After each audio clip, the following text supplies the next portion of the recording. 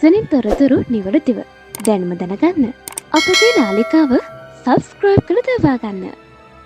මුළු රටම ආදරය කරන නිරි රැජ්න මාලනී සෙනෙහලතා පොන්සේකා මහත්මිය පිළිබඳව මේ මොහොතේ වාර්තා වන්නේ ඉතා කනගාටුදායක තත්ත්වයක්.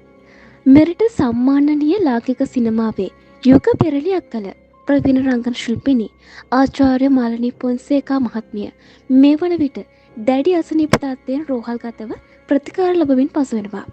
මින් වසර කිහිපයකට පෙර ඇති වූ රෝගී තත්ත්වයකට ජනාධිපති අරමුදලෙන්ද ලැබුණු අරමුදල් වලින් නොකඩවා ප්‍රතිකාර ලබා ගනිමින් එම රෝගී තත්ත්වය සුව වී තිබුණද යලි එම රෝගී තත්ත්වය වැඩි වී තියෙනවා.